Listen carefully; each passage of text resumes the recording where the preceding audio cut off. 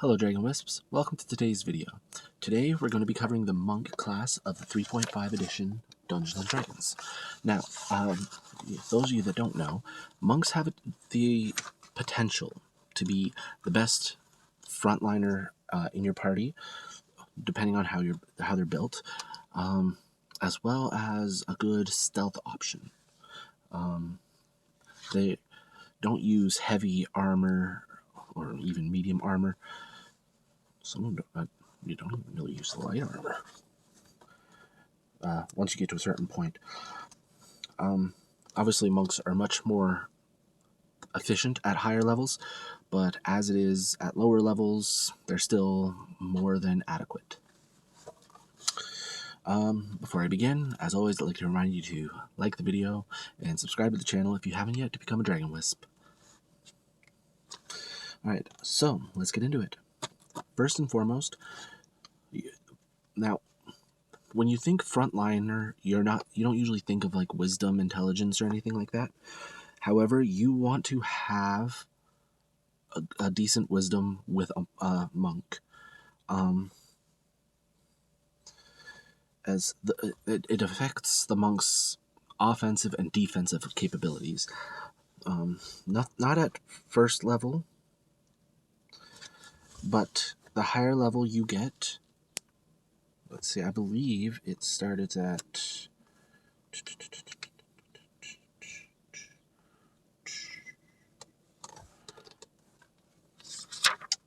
Where is it? Which level is it?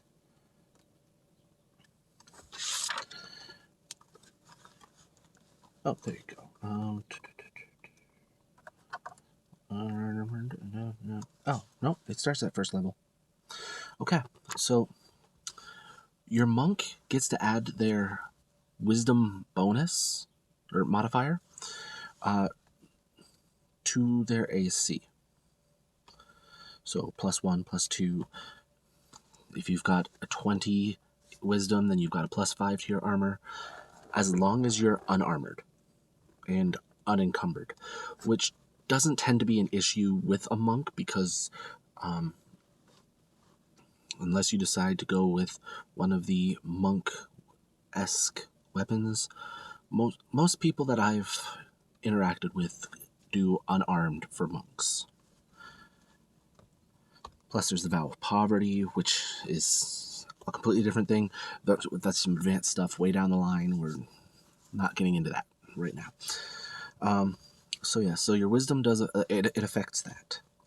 You also want a decent dexterity, especially if you are going the unarmored route, which you should.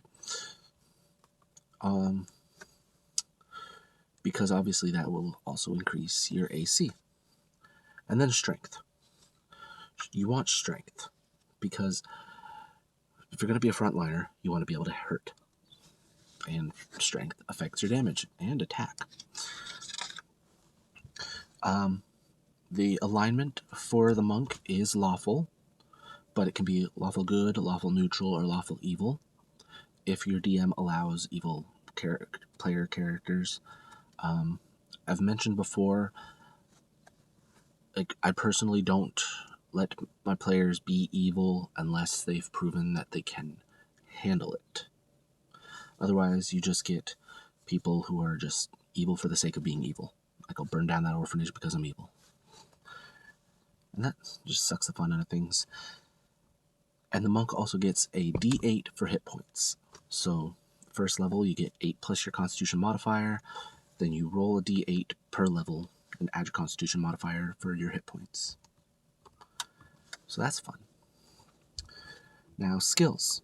Monk skills are balance, climb, concentration, craft, diplomacy, escape artist, hide, jump, knowledge arcana, knowledge religion, listen, move silently, perform, profession, sense motive, spot, swim, and tumble. As I've mentioned before, after I'm done with the classes, I believe the next area that I'm covering is skills, so I'll go into more depth,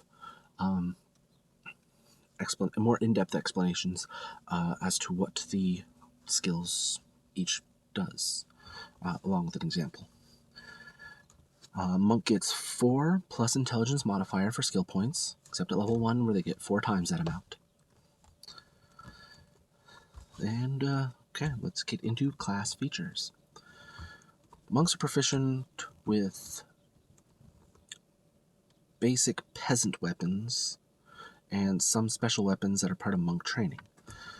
They're proficient with clubs, crossbows, daggers, hand axes, javelins, kamas, nunchucks, quarterstaffs, sai, shuriken, shangam,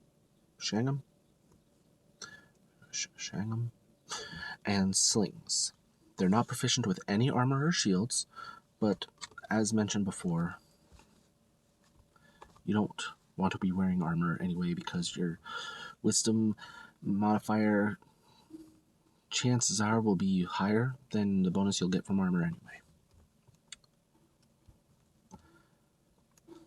Plus, if you wear armor, use a shield, or carry a medium or heavy load, you lose your AC bonus that you get from your wisdom. Plus, you lose any fast movement or flurries of blows abilities. Alright. As I mentioned before, you get a wisdom bonus to your AC.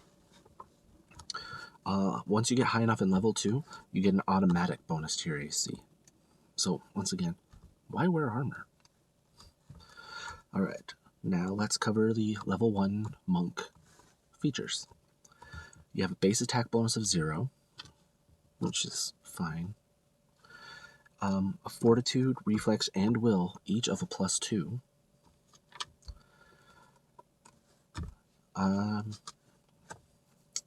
You gain a special bonus feat, which may either be improved grapple or stunning fist. Flurry of blows, add an attack of -2 on both hits. What flurry of blows is, it allows you to take quick punches. So you get 2 at first level. And basically what you're doing is an extra attack per round at your highest base attack bonus. But again, it takes a -2 penalty. But once you get into higher levels, bonuses add on to that. So, there's that to look forward to. An unarmed strike. It starts at 1d6 damage, but for a monk, it increases with level. So level 4, it goes up to a d8. Level 8, it's a d10, and so on and so forth. Once you get higher in levels, you also get a speed bonus as long as you're unarmored, which can potentially be up to 60 extra feet. Which, if you're a medium character, is triple your movement.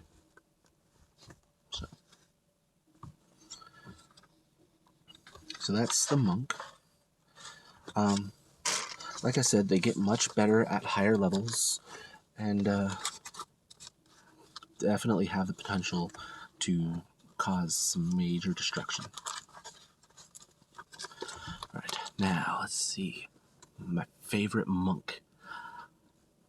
I had a monk, a decent level. I think we started the campaign at level 7. His name was Ranma, and he was modeled after Rama from Rama 1/2, except for the changing gender when wet thing, because we couldn't just work that out, apparently. And then he had a companion, Ryoga. So they were both monks. Ryoga's obviously a lower level. And Rama was a real smart aleck. He kept coming up with one-line jokes for everything, and Ryoga just went with it. The reason I enjoyed those two so much was when we had started the campaign, we ended up getting in a fight with a werebear. And I don't know how we managed it, but we scored critical after critical after critical and took it out in one round. I don't think I have a least favorite monk.